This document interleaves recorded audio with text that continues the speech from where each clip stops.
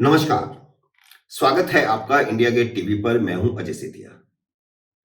मित्रों, ना तो अब जॉर्ज फर्नांडिस इस दुनिया में है, ना शरद यादव। दोनों बड़े समाजवादी नेता थे, लेकिन इन दोनों ने अब अपनी मृत्यु के बाद नीतीश कुमार की नींद हराम कर दी है।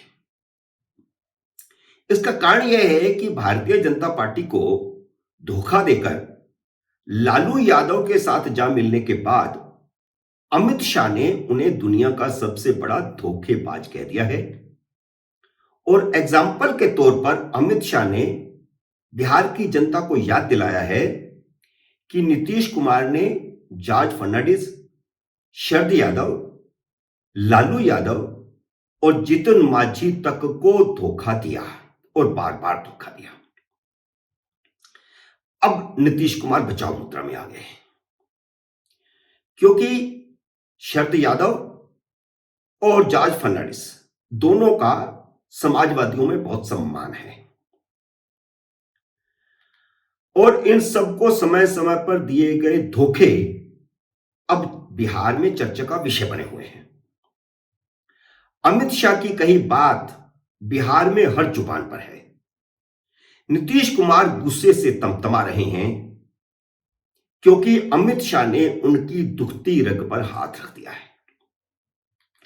पहले आप सुनिए कि नीतीश कुमार ने अमित शाह के बयान पर किस तरह गुस्से में आकर सफाई दी है। फिर मैं आपको एक एक करके धोखे की पूरी कहानी सुनाऊंगा। कह दिया मेरे बारे में कि जॉर्ज फर्नांडिस साहब को धोखा दिया। भला बताइए तो।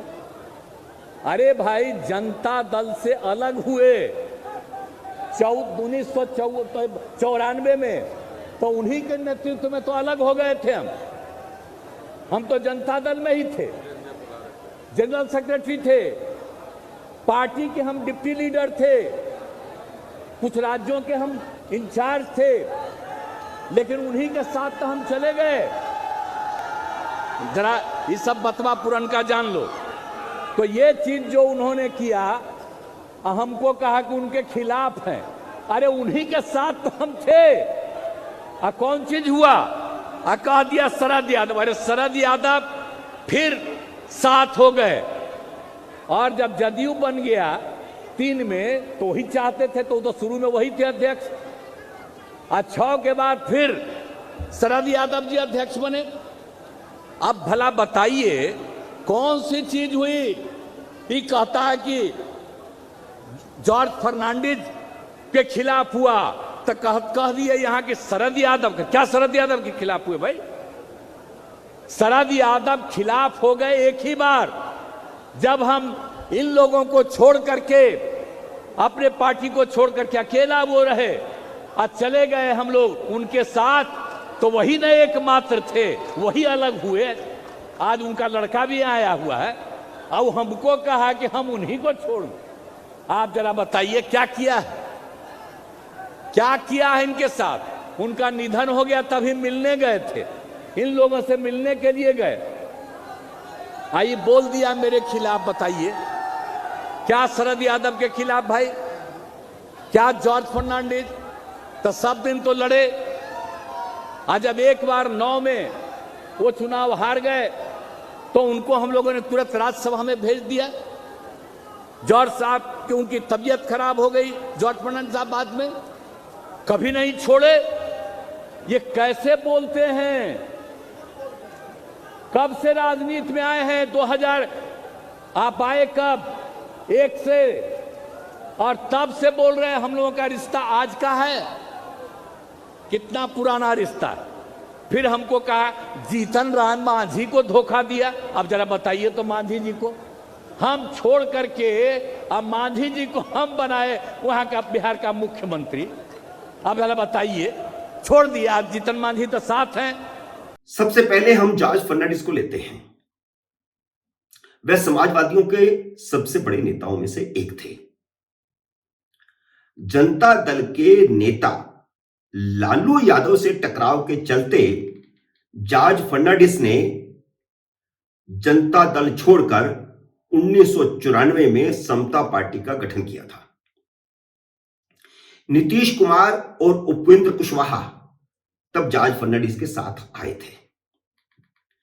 इसी समता पार्टी ने बिहार में लालू यादव को सत्ता से हटाने का आह्वान करते हुए 1995 में भारतीय जनता पार्टी के साथ चुनावी गठबंधन किया और वह गठबंधन 1996 में, 98 में, 99 में हमेशा जारी रहा। समता पार्टी और बाद में शरद यादव के भी आ जाने के बाद जो नई पार्टी बनी जिसका नाम जनता दल यू रखा गया, उसका भी एजेंडा एक ही था और वह एजेंडा यह था कि जंगल राज के प्राय बन चुके लालू यादव को बिहार की सत्ता से बाहर करना। आरजेडी के सामने समता पार्टी, लोक शक्ति पार्टी और जनता दल के विलय से अक्टूबर 2003 में यह जेडीयू बनाया गया था।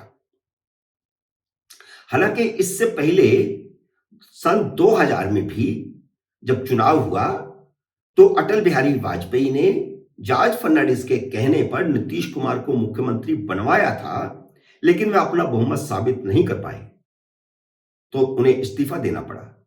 राष्ट्रपति राय लगा। फिर लालू यादव ने कांग्रेस के साथ गठबंधन करके अपनी पत्नी राबड़ी देवी को दोबारा मुख्यमंत्री बनवा दिया।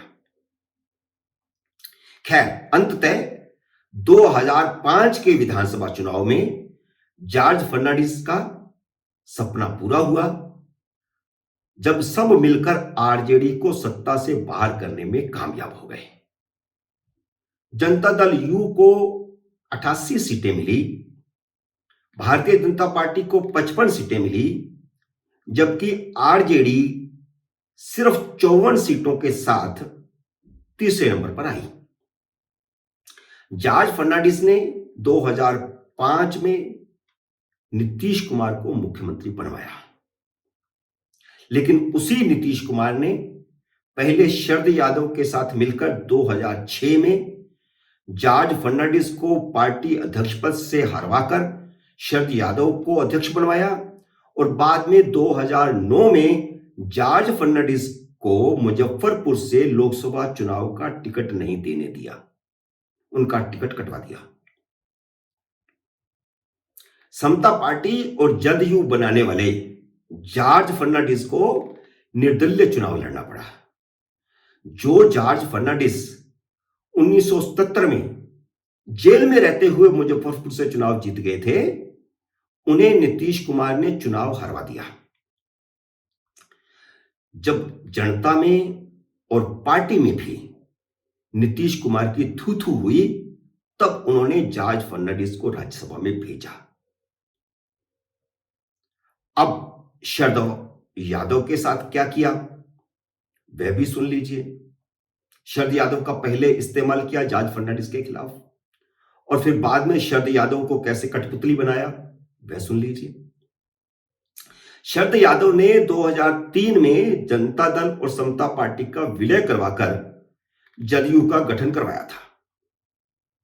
उस समय समता पार्टी थोड़ी बड़ी पार्टी बन चुकी थी और जॉर्ज फर्नांडिस समता पार्टी के अध्यक्ष थे, जिन्हें अटल बिहारी वाजपेयी का भी जिनके सिर पर हाथ था। तो विलय के बाद पार्टी के पहले अध्यक्ष जॉर्ज फर्नांडिस बने। फिर 2006 से शरद यादव अध्यक्ष बने क्योंकि जॉर्ज फर्नांडिस को नीतीश कुमार ने हरवा दिया था। नीतीश कुमार बिहार के मुख्यमंत्री थे। 2014 में नीतीश कुमार ने शरद यादव से पूछे बिना भारतीय जनता पार्टी से गठबंधन तोड़ दिया। नतीजतन शरद यादव को भी एनडीए के संयोजक पद से इस्तीफा देना पड़ा क्योंकि जदयू राजग का हिस्सा था और इस नाते शरद यादव राजग के संयोजक थे। नीतीश कुमार ने उन्हीं लालू यादव की राजद से गठबंधन करके मुख्यमंत्री बनना स्वीकार किया, जिन्हें सत्ता से हटाने के लिए पहले समता पार्टी और बाद में जनता दल यू का गठन हुआ था। 2017 में शरद यादव को बीच मझधार में छोड़कर नीतीश कुमार दोबारा भारतीय जनता पार्टी के साथ चले गए, तो शरद यादव एक तरह से कठपुतली बन गए। पहले 2014 में उन्हें संयोजक पद छोड़ना पड़ा और बाद में 2017 में जब नीतीश कुमार वापस भाजपा के साथ चले गए तो शरद यादव फिर कठपुतली बन गए। लेकिन इस बार उन्होंने कठपुतली बनना स्वीकार नहीं किया। शरद यादव का धैर्य टूट गया और उन्होंने विपक्ष के खेमे में ही रहने का फैसला किया। 2018 में लोकतांत्रिक जनता दल नाम से उन्होंने नई पार्टी बनाई, लेकिन उनकी उम्र ज्यादा हो चुकी थी। पार्टी का गठन करना, पार्टी बनाना आसान है, उसको चलाना बड़ा मुश्किल होता है। और इधर उनके पास राज्यसभा की सदस्यता का भी हटा दी गई थी। जैसे ही उन्होंने नई पार्टी बनाई, नीतीश कुमार ने उनकी राज्यसभा सदस्यता खत्म करने की अर्जी दे दी और राज्यसभा से उनको हटा दिया गया क्योंकि दल बदल हो गया था। और जब नई पार्टी बनाई शरद यादव ने, तो इस आश्वासन के साथ उन्होंने राजद में उसका विलय कर दिया कि वह उन्हें राज्यसभा भेजेंगे। लेकिन लालू यादव ने भी उनको धोखा दिया और आखिरी दिनों में शरद यादव ने न सिर्फ नीतीश कुमार से बल्कि लालू यादव से भी धोखा खाया। और जिस दिल्ली में वह 50 साल से सरकारी आवास में रह रहे थे, 22 साल से तो उस आवास में रह रहे थे जो उन्हें मंत्री के नाते अटल बिहारी वाजपेयी के समय अलॉट हुआ था, उन्हें खाली करना पड़ा। अपने अंतिम दिनों में उनके पास कोई घर नहीं था रहने को। तो यह है धोखे की लंबी कहानी। और जीतन मांझी के साथ भी उन्होंने ऐसा ही किया। जब 2014 की करारी हार के बाद मुख्यमंत्री पद से इस्तीफा दे दिया उन्होंने और जीतन मांझी को मुख्यमंत्री बनाया, तो फिर उन्हें 9 महीने भी पूरे नहीं करने दिए। उन्हें दोबारा इस्तीफा देने के लिए मजबूर किया गया और वे दोबारा मुख्यमंत्री बन बैठे। और जिस भाजपा के कंधों पर सवार होकर वे पहले 2005 में, फिर 2010 में और फिर 2020 में 3 बार मुख्यमंत्री बने, उन्हें भी उन्होंने 2014 में और 2020 में 2 बार धोखा दिया। तो मित्रों, यह है धोखेबाज की कहानी। उम्मीद है मेरा यह विश्लेषण आपको पसंद आया होगा। इसे लाइक करिए, शेयर कीजिए और अगर आपने मेरे YouTube चैनल को अब तक सब्सक्राइब नहीं किया तो कृपया सब्सक्राइब कीजिए और घंटी का बटन भी दबाइए ताकि जैसे ही मेरा नया वीडियो आए आपको सूचना आए। मेरे नए वीडियो का करिए इंतजार। तब तक नमस्कार।